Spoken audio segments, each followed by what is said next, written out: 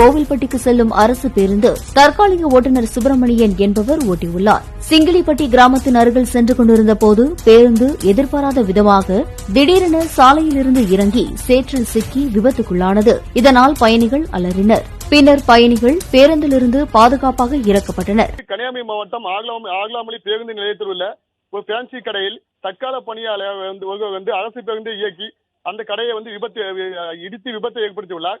இதுல கடையில் உள்ள பொருட்கள் எல்லாம் சேதமடைந்துள்ளது.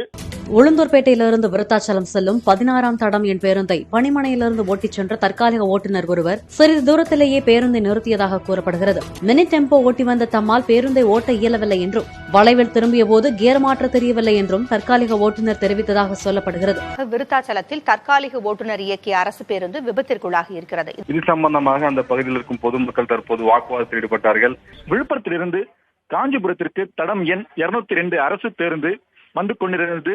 திண்டிவனம் இந்திரா காந்தி பேருந்து நிலையத்தில் பயணிகளை ஏற்றுவதற்காக அங்குள்ள தரைப்பாலத்தை கடந்தபோது பயிற்சி டிரைவர் மணிகண்டன் அரசு பேருந்தை சரிவர இயக்க தெரியாததால் மழைநீரில் சிக்கிக் கொண்டது.